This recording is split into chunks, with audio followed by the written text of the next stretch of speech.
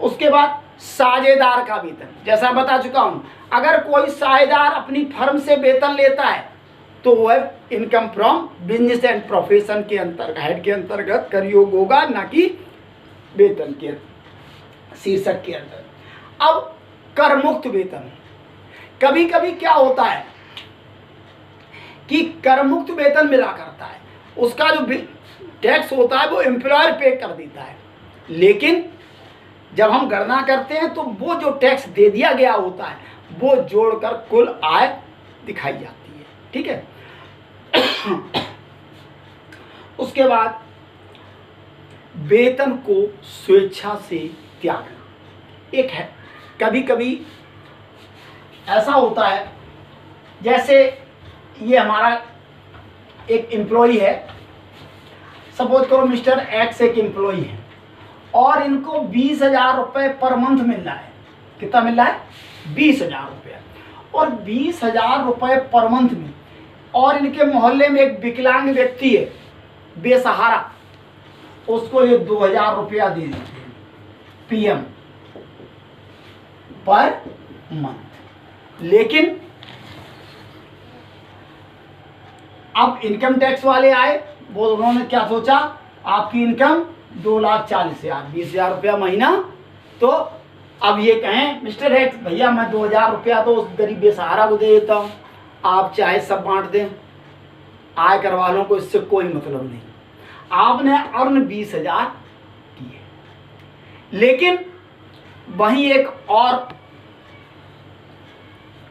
वो आता है कि जैसे ही ये मिस्टर एक्स अपने एम्प्लॉयर से बात करने गए, at the time of agreement ये तय हुआ कि हम 20,000 रुपया तो सैलरी हमारी होगी, लेकिन हम 1,000 रुपया पर मंथ हम PM केयर में फंड में, PM केयर फंड में दान करेंगे, डोनेट करेंगे।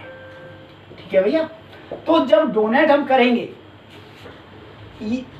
आप हमें काट के दिया करना, आप 1,000 रुपया हर महीने हमारा PM केयर फंड में डाल देना। तो जब PM केयर फंड में वो डालेगा तो आप कितना गेट करेंगे, केवल अब 20,000 नहीं करेंगे, आप कितना करेंगे, 19,000, क्योंकि 1,000 तो आपका चला गया। तो अब टैक्स कितने पड़ेगा, अब 19,000 रुपये पड़ेगा। 19,000 इंटू 12, तो 12 तो कितना हुआ, 2,28,000। पैसे कितना पड़ रहा था, 2,40,000। लेकिन अब आप कहेंगे कि यहां भी तो वो 2,000 दे रहा था, विकलांग को सहायता कर रहा था, हैं, और मानव का स्वभाव है सहायता करना, और कहावत भी है कि आप गरीबों की मदद करो। लेकिन ये गारंटेड नहीं है, हमने मिस्टर एक्स ने 1 महीना दिया, 2 महीने दिए, बाद में क्या हम तुम्हारे जो है रोजाना देते रहेंगे, नहीं दे सकता है, और देता भी तो उसकी मर्जी है।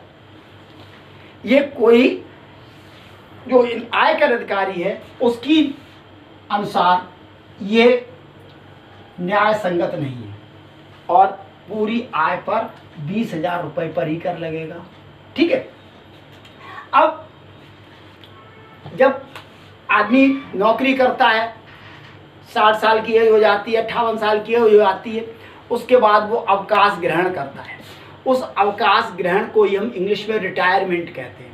आपने देखा होगा कि बहुत से व्यक्ति कहते थे मैं टीचर था, मैं दरोगा था, मैं SSP था, और अब मैं रिटायर्ड हो गया हूँ। तो रिटायर्ड होने के बाद भी उन्हें कुछ गवर्नमेंट की तरफ से मिला करता है, उसे हम पेंशन नाम देते हैं। लेकिन ये पेंशन भी व्यापार से इसी हेड में, सैलरी हेड के अंतर्गत कर योग्य होती है।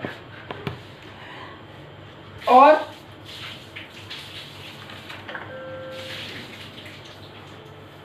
इसके साथ साथ पारिवारिक पेंशन, कभी कभी क्या होता है, व्यक्ति मर जाता है और उसके परिवार को पेंशन दी जाती है, उसकी विधवा को, उसके आश्रित बच्चों को। तो जो पेंशन दी जाती है वो भी भारतीय आयकर अधिनियम 1961 के अंतर्गत वेतन शीर्षक के अंतर्गत कर योग्य होती है। अब वेतन किस तारीख को दिया जाता है, यह भी एक समस्या होती है। कहीं तो वेतन पहली तारीख को दिया जाता है, यानी माह की पहली तारीख को, और कभी कभी वेतन दिया जाता है माह की अंतिम तारीख। जैसा भी होता है, अगर माह की अंतिम तारीख को है तो हम उस हिसाब से कैलकुलेट करते हैं। जैसे अगर कोई न्यू पर्सन है तो उसे 11 महीने की सैलरी मिलेगी, और अगर पुराना कोई एम्प्लॉई है तो उसे पूरी 12 महीने की मिल जाएगी, क्योंकि वो 1 अप्रैल को ले लेगा पिछली साल की। ठीक है, तो इस तरह से जो भी व्यक्ति अपनी सेवाओं के बदले में, इसमें मजदूरी भी आ जाती है वेतन के अंतर्गत। भारतीय आयकर अधिनियम 1961 की धारा 17 में बताया गया है कि वेतन में क्या क्या चीजें शामिल हैं। वेतन में एक तो मजदूरी शामिल है, दूसरा कोई भी वर्ष की, चाहे वो पेंशन हो या अन्य कोई इनकम, तीसरी ग्रेच्युटी। मैं आगे आपको एक एक चीज पूरा क्लियर करूंगा, मैं शॉर्ट में बता दूं ग्रेच्युटी भी क्या होती है। ग्रेच्युटी वो धनराशि होती है जो कर्मचारी के रिटायर होने पर उसके परिवार के भरण पोषण करने के लिए एक मुश्त राशि कर्मचारी को दी जाती है, उसे हम ग्रेच्युटी कहते हैं। ठीक है, ये काफी लंबे चैप्टर है, मैं आपको एक एक चीज आपको एक एक वीडियो में बताऊंगा। उसके बाद कोई भी अग्रिम वेतन यानी एडवांस सैलरी, अनुदान। अनुदान क्या होता है? आप लोग अनुदान नहीं जानते होंगे, पर सब्सिडी जानते हैं। कहते हैं गैस की सब्सिडी आ गई, तो सब्सिडी उसी को हिंदी में अनुदान कहते हैं। अनुदान का मतलब जो वापस ना करना पड़े। एक होता है दान, एक होता है अनुदान। सरकार जो करती है वो अनुदान होता है, और व्यक्ति जो करता है वो दान होता है। और उसके बाद अब कभी कभी क्या होता है कि कुछ फर्मों में, कुछ संस्थाओं में या सरकार की सुविधा होती है इनकैशमेंट ऑफ लीव, छटनी, वो इनकैशमेंट ऑफ लीव, यानी अवकाश के बदले में वेतन। आपने छुट्टी नहीं ली, जो आज से महीने मान लो 1 महीने की छुट्टी आपको ऑन लीव मिलती है, आपने साल में नहीं ली, तो उससे भी जो आप इनकैशमेंट करा लेंगे, नकदीकरण करा लेंगे, उससे भी वो भी आपकी इनकम फ्रॉम सैलरी के अंतर्गत आए। इसके अलावा छटनी, छटनी आप जानते हैं, या ऐच्छिक रिटायरमेंट, वॉलेंट्री रिटायरमेंट कहते हैं, ऐच्छिक अवकाश ग्रहण। इनसे भी जो रुपया प्राप्त होता है, जो धनराशि लमसम प्राप्त होती है, उस लमसम अमाउंट को हम इनकम फ्रॉम सैलरी हेड के अंतर्गत ही जोड़ते हैं। और सारी वो करने के बाद, कैलकुलेशन करने के बाद, फिर उसमें एक स्टैंडर्ड डिडक्शन